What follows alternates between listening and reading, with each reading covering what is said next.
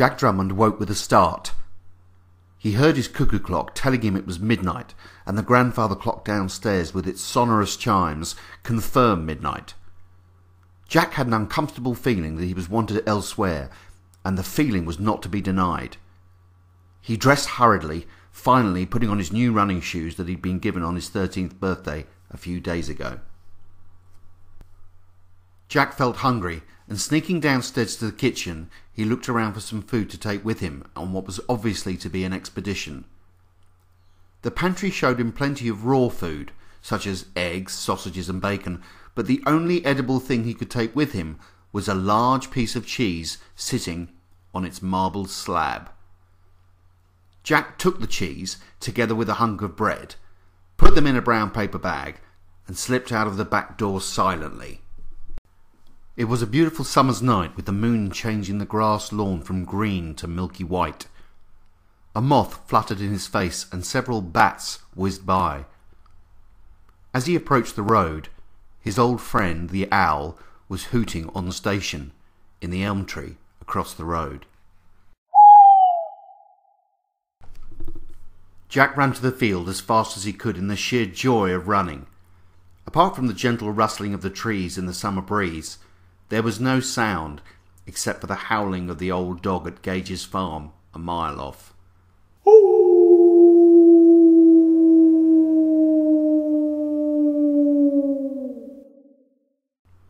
At the end of the field, where the woods began, Jack found the old log he knew and sat on it, as he had done many times before.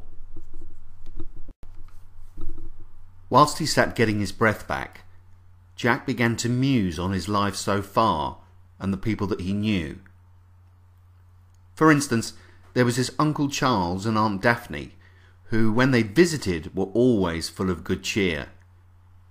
He remembered that their house was full of happy expectancy when Uncle Charles and his pretty wife were due. They had a gleaming red car and always had a present for him when they came. As far as Jack knew, he had no other relatives in England, but there were, he believed, some scattered about the world, mainly in Canada and Australia. Jack thought that when he was a grown man, he would like to try and trace his relatives abroad. Jack also thought about his neighbour Sid, a year or so older than him, who would take him rabbiting, scrumping, and on other somewhat doubtful country pursuits. He wasn't always allowed to go with Sid, but most of the time he was invited. Some few doors away from their house lived a very pretty girl named Pauline. She was about his age and attended the same school as he did. Jack knew he was very shy and nervous as far as girls were concerned, but he hoped that perhaps in a few years' time he would learn how to talk to Pauline. Another large part of his life was spent at school. For Jack, school meant the English master, Christian Hansen. He had twinkling brown eyes, a black beard, his right arm in a black sling, and a walking stick to help himself along. Jack thought he had either had a bad accident or had suffered from polio when young. In spite of all these drawbacks, Christian Hansen was full of life, and his classes at the school were often a riot. Notwithstanding that, he taught Jack and his fellow pupils the glory of the English language, and he was loved by all of the boys without exception. Jack was brought back to the present by a different sound. The howling dog had become the barking of several hounds.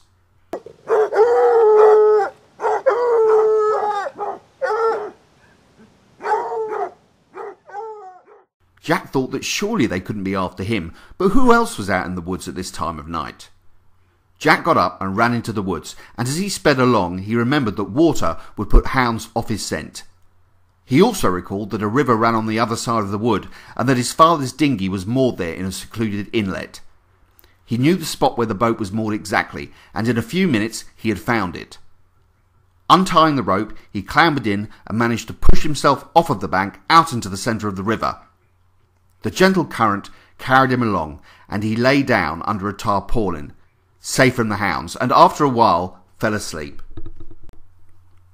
When Jack woke again, the dawn was breaking on the horizon. He felt ravenously hungry, and a few minutes later he had devoured all of the bread and half of the cheese. He wisely thought he would save the remainder of the cheese for a future occasion. A few moments later he felt the boat bump and he realised that he was grounded. He looked out over the boat's edge to discover that he had come up onto a sandy beach with palm trees dotted along its fringe. Just like a desert island, thought Jack as he jumped out onto the sand. He wandered through a clump of palm trees in the centre of which was a huge tree, very different from those around it, and he had never seen such a tree before. The voice in his head, which had urged him on this expedition, now demanded that he climb the tree. Jack needed no second bidding, as he was a great tree climber, and the tree provided so many smaller branches that it would be easily climbed. Off he went, and he quickly was up many feet above the ground. At this point, the weather began to suddenly change, the sky becoming very cloudy, and the wind whistling through the tree. Then a sudden flash of lightning, followed by a tremendous thunder roll, erupted. As the thunder crashed on, it grew louder and took on the tone of some monstrous being, shouting to Jack to come up further.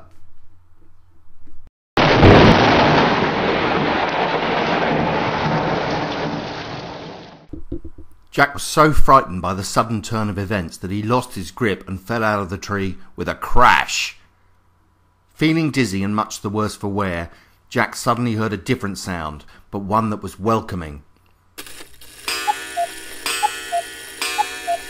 It was his cuckoo clock, telling him it was 3 a.m, and the old grandfather clock downstairs agreed.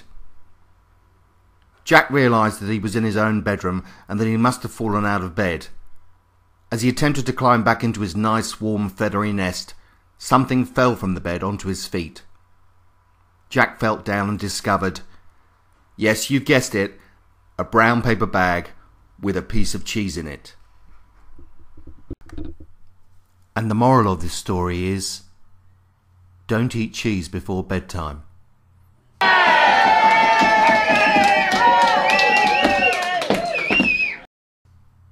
Thank you for watching. My name's Matthew Harper.